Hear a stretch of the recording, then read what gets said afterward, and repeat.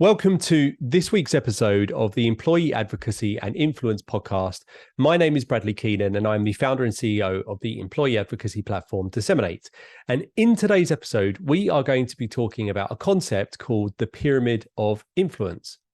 Now, this is somewhat visual, so for people watching us on YouTube, we'll put it up on screen. But if you're listening on Spotify or any other podcast platform, then maybe go to disseminate.com, look in the resources and find it. But I'm going to do my best to describe it verbally for you as well.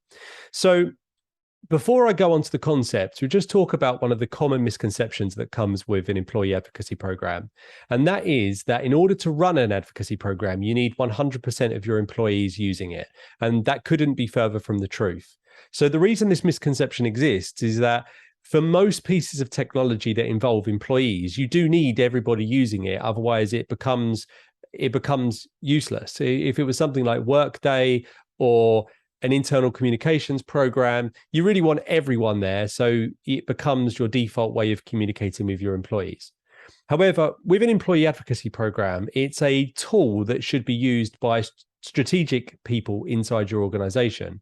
So that's where we got onto this idea of creating this concept called the pyramid of influence.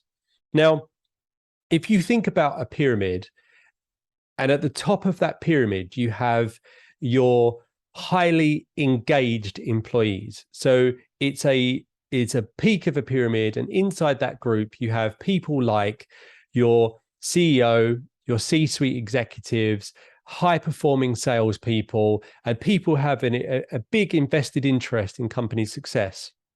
So they would be considered your highly engaged. Then your next level down would be we call it willing but busy. So essentially what this means is sales teams, leadership, people who are inside your organization, it's their career, they've been there a long time, they care about the company, but they're busy doing their day job. So they're willing to participate in your advocacy program. And then the next level down, which is really the final type of group for your employee advocacy program, is the motivated to impress. So this could be sales individuals. It could be an intern that's just joined the organization. Anybody that's looking to demonstrate to the company that they are on board and they want to help communicate the message of the organization.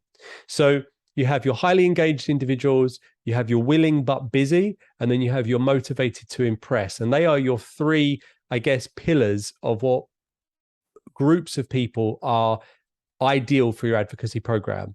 However, there's two other levels, and although we're essentially saying these aren't suitable for your employee advocacy program, I think it's worth going through them because it will help you spot them. So the next level down is what we call curious, but not looking for more work. So when you launch your program, you will get a spike of people who will sign up, especially if you have something like single sign-on, so it's super easy for somebody to become part of the program. They'll come in, they'll look around, they'll see what this is about, but they're ultimately not looking to have any more tasks in their week, and they just want to do their job and go home, and there's nothing wrong with that. And they are people that will create that spike. They will leave. They're very difficult to re-engage without gamification. I know I speak about this a lot. And then the group below that is your simply not engaged employees. So they are the people that hate their job, they're leaving, they don't want more work, et cetera, and there is no value in you spending your time trying to convince them to become part of your advocacy program. It's a complete waste of your time. So as you think about this pyramid, the irony in this is that the higher up the pyramid you get, the more influence you get, the less likely it is that somebody's going to participate in an employee advocacy program. And that is a big problem if you are running an employee advocacy program, but it's not the end of the world. So the reason why I say this isn't to scare people off. It's to give people the appreciation that what you need to do to essentially enable those people to become part of your program. Now, let's say you use technology. Actually, let's say you don't use technology for this. You need to consider how easy you make it for people to interact with your content and to share it. So if you're running a manual process and you're running an employee advocacy program, which is done through SharePoint folders, and you're dropping content in libraries, etc., then the time it takes somebody to go and find that content, the more time it takes them for them to piece the content together themselves, the less likely it is that they're going to become a user that comes back time and time again. So you have to make it super, super simple. Even things like automatically curating content for users, if you can do that, that's going to make a huge difference in them essentially becoming advocates time and time again. So the key takeaway in this is focus on making your employee advocacy program simple and easy to use. You don't need people to spend hours and hours inside your program. In fact, that's the opposite of what you want. You want people to come in, find the content that's relevant to them and share it. And the other key takeaway is don't waste your time trying to convert the curious but not looking for more work people and the not engaged people. It's a complete waste of your time. And the other thing that comes with that is if somebody is not engaged or they're not looking for more work, then the probability is that they haven't invested a huge amount of work in their own social following. So their audience is going to be of little to no value to you anyway. Now, if you're happy to listen to this outro, I've got a little bit of bonus content coming at the end that any social media or marketing manager would consider to be an absolute gift. So don't go anywhere. So firstly, I wanted to say thank you for taking the time to listen today. If you enjoyed today's episode and you want to be notified of future episodes, please do hit subscribe.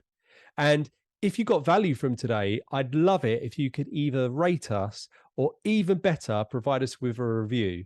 We started this podcast so we could help people who are either looking to launch employee advocacy programs or already run programs at the moment. So the more feedback we get from our listeners, the better we can do this. So here is the bonus content that I promised. If you want to find out how active your employees are on social right now, if you click the link in the footnotes for the show, we will create a report for you that will show you not only how active your employees are on social, but also 2 competitors of your choosing. So you can really see how you benchmark against your competitors. And we will show you how this breaks down by seniority inside your organization and also geography. So hit that link and one of my team will be in contact. Thank you for taking the time to listen to this week's episode, and we look forward to seeing you same time next week.